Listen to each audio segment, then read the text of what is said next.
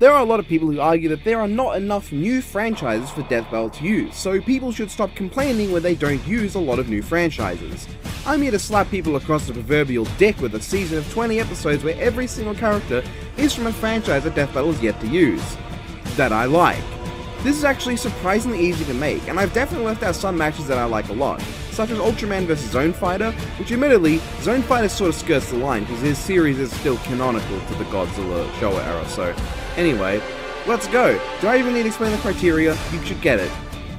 For our premiere, I decided to go into the big robot fight, one that is kind of hard to pin down. It's Getter Robo vs Mazinger. Am I pronouncing that last one right? I don't know. And when I say it's hard to pin down, I mean that these franchises have plenty of versions of each character that do match one another. Be it the original Getter vs Mazinger, or Shin Getter Robo vs Mazen Kaiser, or Great Mazinger vs Getter Dragon, really just any of them work. For all I know, Death Battle would composite them all and just do Getter Robo with everything versus Mazinger with everything. I don't know. I don't even know if I got the right ones in the thumbnail. But I do like this in general. Getter Robo and Mazinger have been pretty influential creations in the mecha genre, and while they certainly do have other matchups against other characters, this one feels the most right to me. I also just generally think it'd be cool to see them, because while I don't know too much about them, I am quite interested. Giant robots are kind of my thing, as you may be aware. And these are some of the most important giant robots in all of fiction. So of course I'd be interested. There's also so much history that if they were to do Getter everything versus Mazinger everything, it'd be interesting to see how many weapons and powers they have. At the same time, I don't know how interested I'd be in a composite situation. That is the most likely, knowing Death Battle, but to just make a hypothetical Getter and a hypothetical Mazinger that don't actually exist in canon that have everything across the franchise, I wouldn't be a big fan of that. But at the very least, I wouldn't know who'd win. Regardless, I'm sure it'd be a cool fight, and that's what I want to see. Wonder how Getter Emperor would play in it though. For episode 2, this is another one of the 3 Fate matchups I said I still enjoy talking about. Sakamoto Ryoma vs Kamen Rider Double. This is also a matchup, funnily enough, that happens to be one of my favorites of all time. From a thematic standpoint, it's very specific to what these two are. They're both a 2-in-1 superhero, formed from an eccentric weirdo and a detective. Additionally, the eccentric weirdo is the source of their power, as the core element that grants their fused rider forms their abilities. I don't need to go on a whole novel-length spiel about the connections, do I? That similarity is so specific. How many characters can you think of that are a rider composed of 2 separate individuals, one that's a detective in a fedora, and one that's just a complete weirdo that grants them their power? There's probably not many. I can probably bring up more things, admittedly. The eccentric weirdo can go berserk at points until their partner helps them recover, so there is other stuff, but it's fine with just the main theme. What excels for this matchup to me is what can be done in animation for fighting and for character interaction. Obviously, each character comes with their own inbuilt banter. Shotaro and Philip get along well and will be talking to each other while within Double, while Ryoma and Uryu will be talking with each other as well. First off, yeah, they'd be able to generally banter. Shotaro is a dork and Ryoma is from Guda Guda. They both originate from really goofy series, at least within the overall sphere of Kamen Rider and Fate. And while Ryoma is one of the more serious characters in Guda Guda, it's fine, because he's interacting with a bunch of weirdos in that series, kind of like Shotaro. As well, there are plenty of fun interactions one could have generally. Uryu has a thing for eating frogs, and Double has a frog device that can distract her. Ryoma is very hard-boiled, at least enough to the point where Shotaro would dislike him for being too cool. But also, these types focus on teamwork, but still in different ways that make an interesting dynamic. Shotaro and Philip fight in a single body, and so their teamwork is based on synchronizing their 2 halves of the body. But also, they both come up with ideas for situations that they share with each other in their mind. Whereas Ryoma and Uryu, while being a single rider class servant, possess 2 separate bodies and work in a more traditional sense of teamwork. As such, you can have a really creative and fun dynamic where these 2 different forms of teamwork come against one another as they try to figure things out, exploring the weaknesses and advantages of both. Such as Ryoma and Uryu taking advantage of them having more bodies to fight, and thus more for Double to look out for, but Double taking advantage of the fact of how the 2 think independently and can't communicate as efficiently as Shotaro and Philip can, as well as being able to distract one of them to separate the 2, which can't happen with Double. And then we get to the actual animation potential beyond their teamwork. On Double's side, he possesses several Gaia memories. Shotaro has Joker, Metal, and Trigger, and Philip has Cyclone, Heat, and Luna. They combine one from each side and form their forms. Cyclone Joker has wind powers and punches, Heat Joker has fire punches, Luna Joker has long stretchy limbs, Cyclone Metal uses a thick metal rod as a staff weapon with wind powers, Heat Metal gives the rod fire powers, Luna Metal makes it a long range stretchy whip, Cyclone Trigger gives him a gun that can both automatic fire and a magnum that can shoot wind, Heat Trigger shoots fireballs, and Luna Trigger fires homing bullets. There's a lot of things he can do just on his own, but that's not all, because there is also the Fang memory. The two can form Fang Joker, Fang Metal, and Fang Trigger, though the latter two have only been in the manga continuation. This is different, as normally Shotaro's body takes control of Kamen Rider Double and Philip falls unconscious, but this is flipped with the Fang forms. In Fang, Double is treated as a good deal stronger and faster, but due to Phil's more frail body, can't last as long fighting in that form. The form makes Double far more vicious and fast. An aggressive fighter uses blades coming out of his foot and arms to fight, along with a bow and Fang Trigger. And that's still not it, because Double can use the Extreme memory to become Cyclone Joker Extreme, where he wields the Prism Bicker, a sword and shield combo that can cause cutting explosions, undo healing factors, and fire laser beams, for some reason. And he can use Cyclone Joker Gold Extreme, a one-off movie form where he grows 6 wings and can fly. Sakamoto Ryoma and Oryu don't technically match all that in terms of the amount of weapons they have, but they don't need to. On their own, Ryoma has a katana and a rifle, as well as generally being a highly skilled samurai of Hokushin Itoryu, his skills including self-buffing him and Oryu, a proposals while shipboard seems like it sort of allows Ryoma to have a limited clairvoyance to see good futures, and of course his teamwork with Oryu. Oryu is a floating fist fighter who can fly around at high speeds and throw hands. She has fire breath, she can shoot key lasers from her hands, she has monstrous strength as well as divinity granting her 9 invincibility, she can no-sell blades and bullets with her hands, she can damage the floor with her hair when she scrapes it along the ground, and if someone touches the scale at the bottom of her neck, she goes berserk and rampages. And also she can become a dragon. And in case anyone's wondering, to get out of the way, yes, Double can fight a giant kaiju without it being weird. He constantly fights giant monsters across the series, and Oryu also mostly fights human-sized opponents. Additionally, Cyclone Joker Gold Extreme is a flying super strong form with lasers, so it's not that difficult. Anyway, yeah, she becomes a giant dragon and shoots lasers. However, basically every servant in Fate Grand Order with multiple versions has demonstrated the ability to change spirit origins on a whim. So it is completely plausible to have a side-by-side transformation from Cyclone Joker to Cyclone Joker Extreme and Rider Ryoma to Lancer Ryoma. As a Lancer, he wields the Divine Lance Amo no Sakahoko, which changes forms at Ryoma's will from a lance to 2 lances to a rifle to a katana to a Divine Blaster, as well as having 2 regular katanas and a pistol.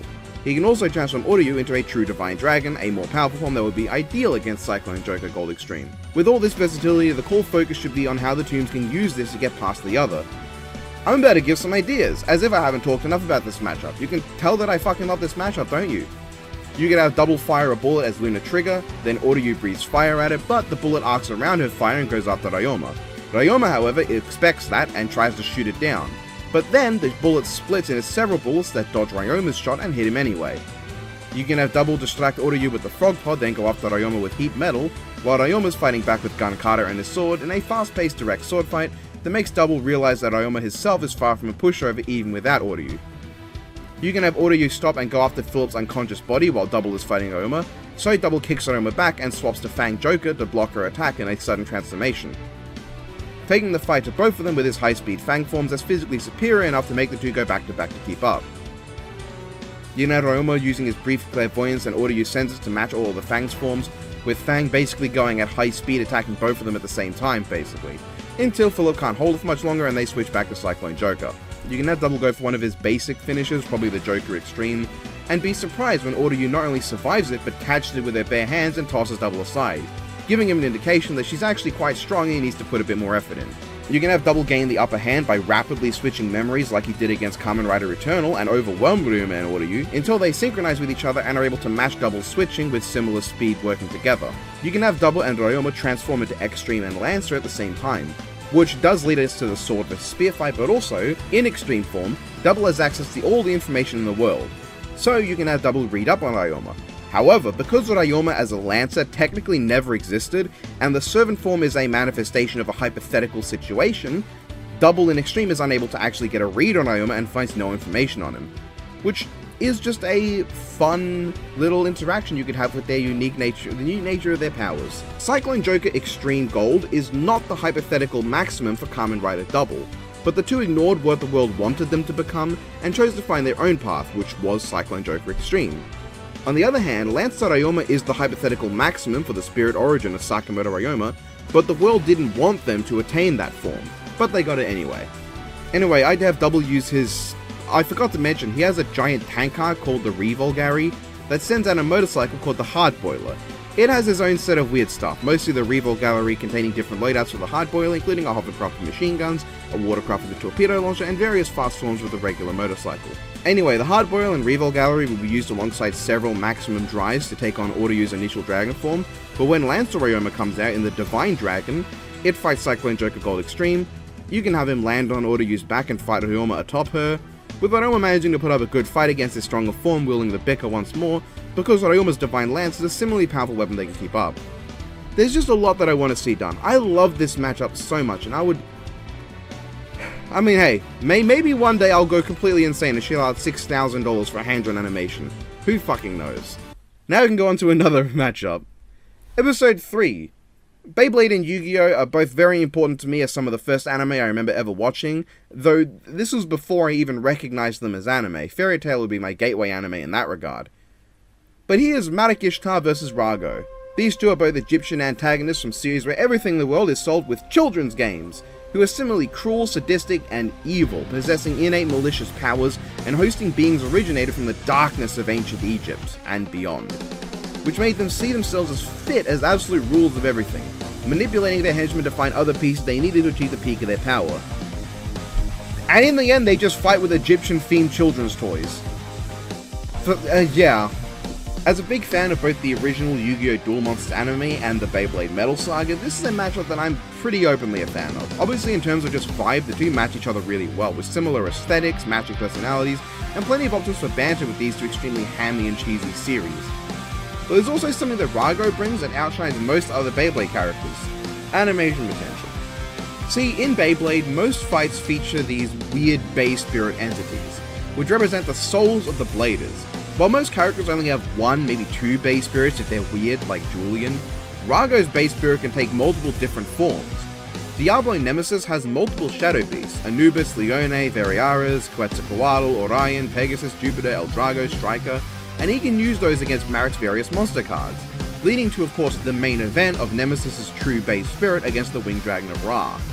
I wouldn't expect all of these, of course, but a couple smaller battles leading up to the ultimate final clash of gods sounds undeniably cool, ending with either a very up-close and personal kill or a bombastic one as the loser without any protection is forced to endure a full-on attack from their opponent's 8th beast.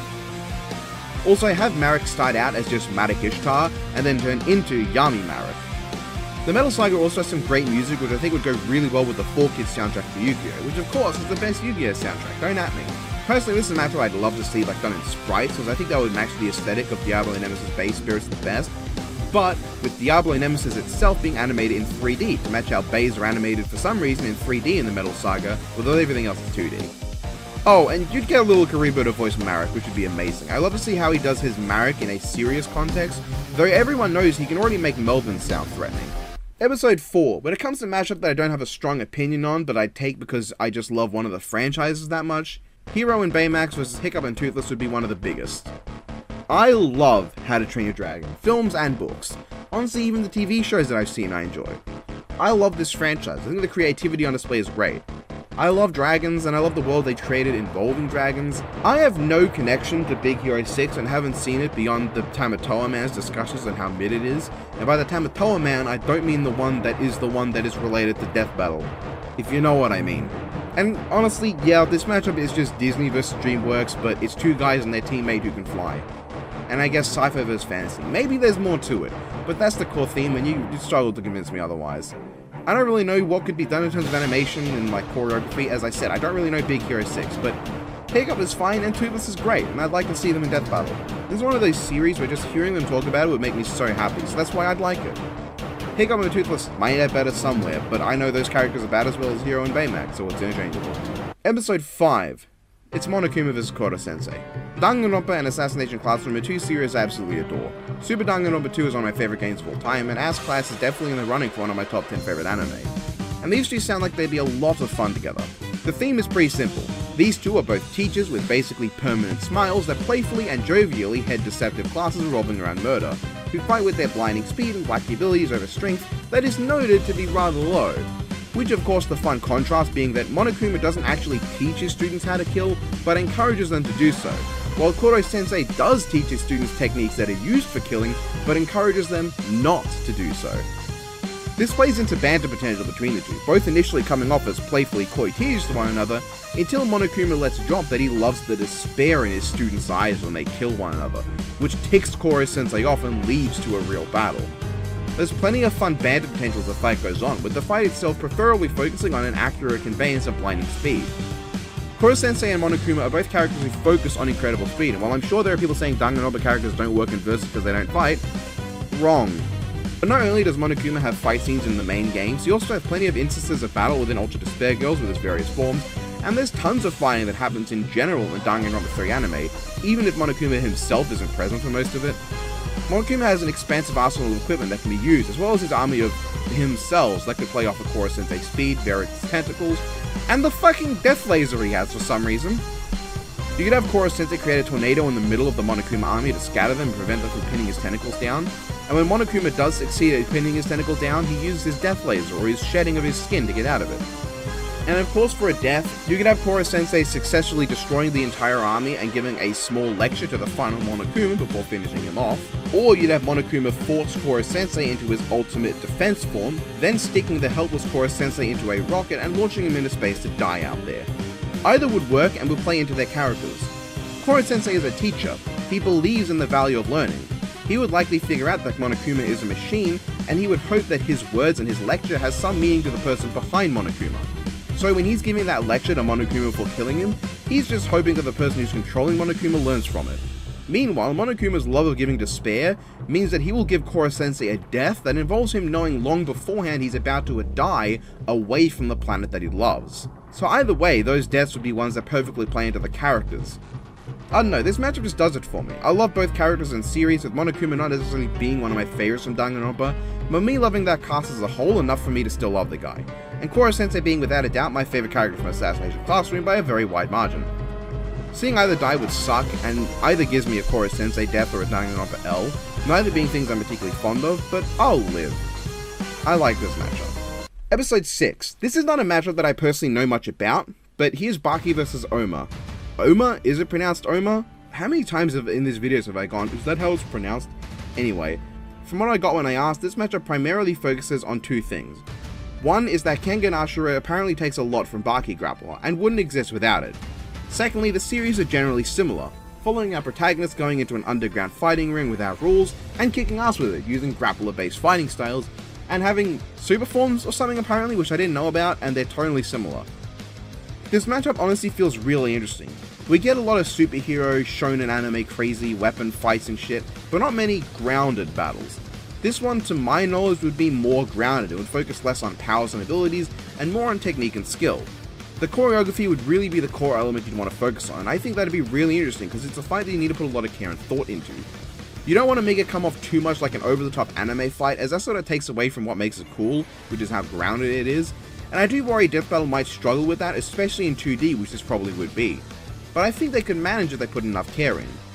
If this battle can feel grounded and just raw, that would be for the best, because it would be genuinely really cool to see a highly realistic fight that goes for that unfiltered MMA battle quality.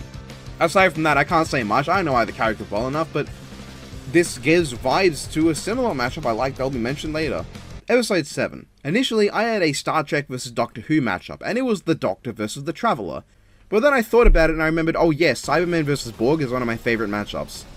I don't think much needs to be said to explain this. They're each a sci-fi army of mechanical entities that assimilate other species of aliens into their collective.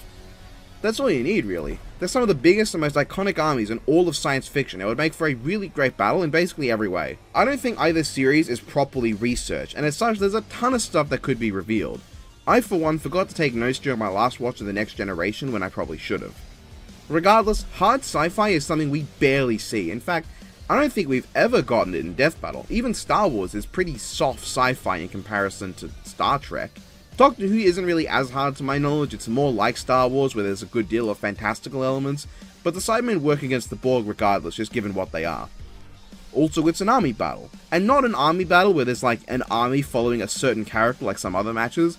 This is a straight up army fight. And while I do like quite a lot of other army battles of this nature, notably the Flood vs the Tyranids, I think Cybermen vs Borg is probably my favourite of the lot. There's a ton of technology both sides have that could bounce off each other, and seeing the very robotic kind of tactics that you have working off each other would also make for a very different sort of army battle in terms of the choices we'd see being made to win. These would all be choices derived from logic as opposed to creative thinking. So basically, we get two new series, debatably both of which are a specific subgenre we've never seen, derived from a medium that's extremely rare in an army battle that we rarely see, who are both under research to the point of there being a lot of intrigue regardless of if it's actually debatable. And its thematic to boot? Yeah, I love this matchup. Episode 8. This is one that I'm sure most people wouldn't expect is one of my most wanted just because I don't talk about either series much, but man, I really want Gru from Despicable Me vs. Megamind from that one good DreamWorks film that people only started talking about again because of the Shape-Rillis Man. I haven't said much about these before, but in short, Megamind is a film that I watched relatively recently. I mean, not really, it's been a while since I watched it, but I didn't watch it when it came out, but I really loved it when I did finally get to watch it. I thought it was quite funny, I thought the story was very well done and didn't talk down to its audience. It's a very solid film that adds to the catalogue of DreamWorks films that I say I love. Despicable Me, meanwhile, is a film that I think is decent. It's a fun film with plenty of jokes that I don't hate, and generally a movie I can enjoy watching. The others aren't good though, but that's a take so cold it froze hell 4 times over. If you don't get the theme, it should be pretty obvious. They're both technology-wielding villains who over the course of their story gradually make their turn to being heroes due to the actions of those around them, and the desire to stop a different villain that shows up. I think there's a lot of fun potential for this battle, and it's just great. Episode 9. This is one that's a bit weird, but it's been on my mind for a while now. It's Jibril vs. Icarus. Now there are probably a few things I need to explain with this. First off, thematically, they're both artificially created angel-like entities made to serve their masters with variable weapon systems. They meet some loser pervert who they become low-key contracted to as his slave. Let's not deconstruct that. But they do develop a deep love for them. Ooh, let's definitely not deconstruct that. And there's the extra little bit that Icarus was the first Angelor, but Jibril was the last Flugel, which apparently makes them both the strongest of their kind, for some reason. Thematically it makes sense. I mean, you could really just describe it as the powerful ones are a group of artificially created not angels who fall in love with a guy that's also their master. But also the bigger question is probably, yeah, how do you use Jibril? Well, here's the thing. While Jibril doesn't have too many fights, she actually shows off a lot of powers over the course of No Game No Life. And we have also seen her engage in battle, both in illusionary and video game worlds, where she was allowed to battle, and also pre-Tet in her fight with Shvi, which gives her a lot to talk about and base a fight off of. As the only character in No Game No Life I think you could actually do a good fight with. Jibril has plenty of her own direct feats and scaling as well, with plenty of powers and abilities, and a good amount of story to make her interesting in an analysis. As well as a ton of character that we need to see bounce off Icarus. After all, one of the contrasts with the matchup is that Jibril was explicitly made with imperfections that gave her the personality she has to be stronger, while Icarus was made without emotions to make her stronger. So you'd have a dynamic where Icarus is rather flat and dull with how she acts, while Jibril is very characterful. But as Icarus starts to show more emotion throughout the fight and starts acting more human, Jibril takes notice and starts getting more interested in her, putting more effort into the fight because, hey, Icarus is starting to be intriguing. And yeah, their arsenals do clash well from what I remember of their bloody arsenals. Both just normally and the way I do it, I would probably include Tomoki and Blank so there's an added element of strategy. Tomoki isn't much of a strategist, but he does allow Icarus to use more of her cards, which are extremely powerful and add a whole new element. While Blank don't help Icarus use her powers, but they are tactically inhuman in how they think, and if they were to treat the battle like a game, we'd be able to make it interesting. But you could just stick to Jibril and Icarus without Tomoki and Blank, that also works fine. Episode 10, the mid-season finale, because this is a 20-episode season for some reason. I do like this matchup quite a bit, but I also think it suffers somewhat in some regards. The Lich King vs Sauron. In terms of theme, it should be pretty self-explanatory. These two are regarded as the greatest of their kind, incorruptible until, surprise, they did become corrupted. They fucked over the guy that's responsible, and now they look very similar and wield an artifact of intense power that carries their spirit after their death. Something like that. I lost the full connections list, but I don't think I need it because this matchup makes sense if you just look at it. It also surprisingly has a lot of animation potential. I think Sauron's big mace would work well in a direct weapon clash with Arthas, and having a David vs Goliath dynamic that isn't completely unreasonable is also cool. Arthas is a bit over half Sauron's size based on the film depiction of Sauron, and while that would be a bit weird, Sauron mostly fights people who are smaller than him. They also do have a ton of powers that work well off each other. They both have clairvoyance, they both have illusionary powers, they can both summon armies to battle, they can both control elements, you could do a lot. I used to love this matchup, and I still do like it quite a bit. But there is a part of me that realizes that Sauron has very little visual media to go off of and isn't much of a character. So while I do like the match a lot, I recognize it has got plenty of its own problems. But I've droned on for ages on the last few entries, so a shorter one is probably good, so that'll probably do. Episode 11, speaking of a breather, the mid-season premiere is one that I have little to say on. It's Finn and Jake vs Mordecai and Rigby. They're iconic cartoon duos that get compared a lot. I don't know, I'm sure there's a lot going for the matchup, but for the most part, my interest is from learning about the series, seeing what kind of cool stuff can be done for animation, seeing some Western animated original characters represented is always nice, and I think the banner would be really neat. At least I hope so. Not much more me to say, but I'll take it. Episode 12, oh, this is so stupid. The Indominus Rex vs Sharktopus. Despite how it seems, this does make sense. They are both genetically engineered super animals, which are hybrids of different species that are granted abilities from the species that are part of them. They broke free from their containment and control to become rampaging beasts with far more intelligence than you'd think. And I don't know how you do, now I think about it, I don't know how you do Sharktopus, because it is a different one in the first film and the sequels, but they should be physically identical, so it probably doesn't matter. This is dumb, and it's dumb because it's thematic. Honestly, it probably wouldn't even be that bad a fight. Now to be clear, I have seen all Sharktopus movies. They are all awful. I love them. They are all awful though. I do not recommend them at all. Jurassic World, meanwhile, is a decent movie. But anyway, they would work for a fight. Indominus has at least one major on-screen fight with another dinosaur, and Sharktopus has 2 entire movies dedicated to it fighting other monsters, which does happen on land a lot as well. The battle would have to be done as a decently fast-paced animal clash where they're ripping each other to shreds over the course of it, and relying on their healing factors to regenerate as they're being tossed around and shit. There's not much they can do, but I think for the purposes of just a simple and brutal animal fight that involves them killing plenty of people, like an old classic monster film, smashing through buildings and streets, and eventually taking the fight to the water where Sharktopus gets the advantage, and might even win, it'd work, and why the fuck am I supporting this matchup unironically? God. Episode 13. Fire Emblem is a series that exists. Lucina is a character that people want matchups for. Here's the one I like, Lucina vs Ciri from Witcher. To my knowledge, the theme is like princesses, they got blood of evil people in them, they're like moving across time or whatever. What I like about this is how Ciri compliments Lucina for a fight. For the most part, the two are just really simple and fast-paced sword fighters with a few extra embellishments that can be added in. Really, this would be a fun, fast-paced sword class with a focus on the swordplay, and you'd add in use of the environment, magic, and other bits of their relatively small arsenals to get a decent amount of variety and let it spice it up, while remaining a pretty grounded fight. I like Ciri, it'd be cool. Episode 14. So again, like some of the other seasons I've done, I've got someone to talk for me here. Welcome everyone's favorite Max, the Max from Galaxy Video. It's Galaxy Video Max. Chucky vs. Slappy would be very fitting for a Halloween episode in this season of new franchises. For one, it would be using a horror movie character, which has yet to actually happen on the show at this point. The horror community is massive and passionate, so I'm not sure what's taking Death Battle so long to appeal to that community. When it comes to Chucky in particular, his sci-fi show has made him a little more relevant in the public eye. Also, Chucky is just generally very well known, having made kids scared of their own dolls for decades now. Slappy is perhaps less well known, but there are still tons of people who have nostalgia for Goosebumps, whether they saw the TV show or read the books. Anyways, what makes Chucky vs. Slappy such a fun match is the fight potential. Both have access to strange magic, which have resulted in them having odd abilities. Chucky can duplicate himself, remove his limbs, and he has a large arsenal of guns and grenades that could be used to spread further chaos. Meanwhile, Slappy has a huge pool of magical abilities that get expanded upon in the books. There's a lot of potential here, and I imagine the fight will culminate in a doll army battle. It'd be really cool to see it all go down. Also, Chucky and Slappy could have a lot of fun interactions. You could definitely have fun with Chucky's R-rated violence and profanity, compared to Slappy's tame PG horror. If Chucky told Slappy off of a series of obscenities, I could only imagine how shocked Slappy would be.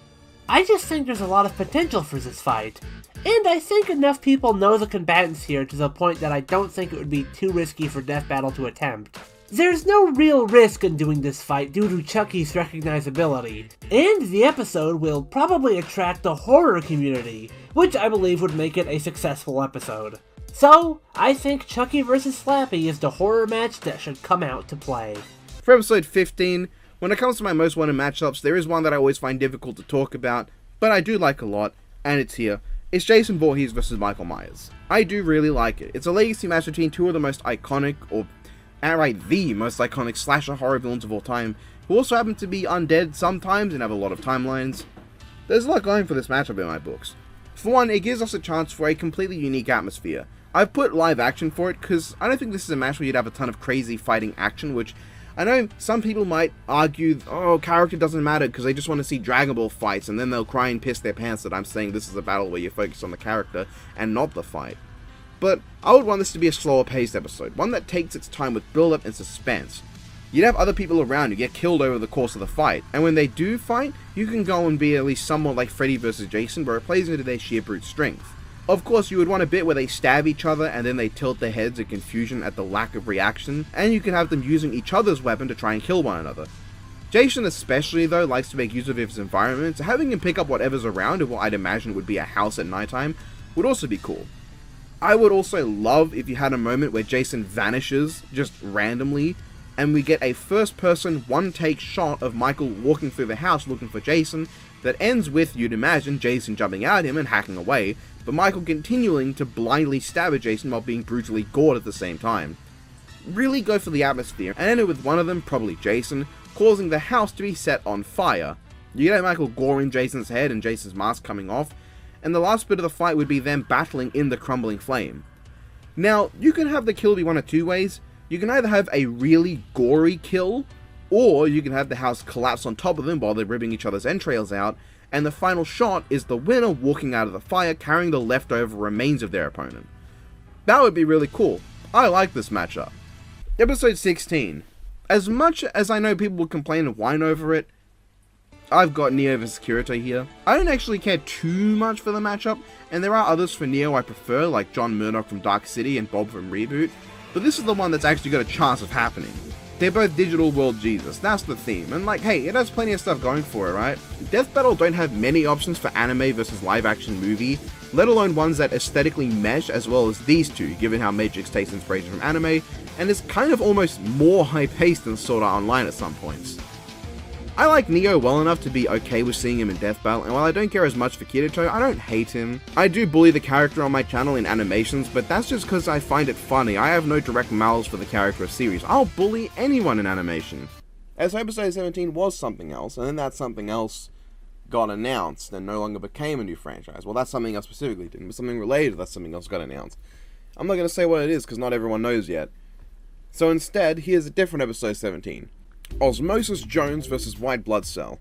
This is such a stupid matchup, but one that I'd love to see it. Characters this small just aren't a thing really in versus outside of Ant-Man and Atom, who are sometimes this size.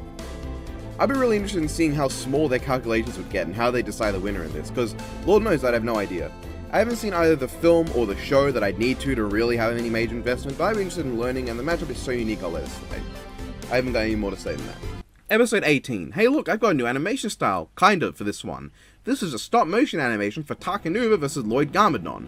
I fucking love Bionicle, and I like Ninjago. These two being the destined chosen whatever one among a group of color-coded elemental people who become the special golden one who will bring the end to some ancient legend involving two brothers or something. I like this matchup a lot. It's literally Takanuva and Lloyd, and while there's a bit of a size difference, I don't think it matters too much. Lloyd has a ton of fucking mech suits and dragons and shit, so doing this in stop motion would be pretty cool. Of course, I'd say don't use the actual Takanuva Bionicle because it's too big. Build your own that's like based on the Takanuva Bionicle because it is, it is Bionicle in the end.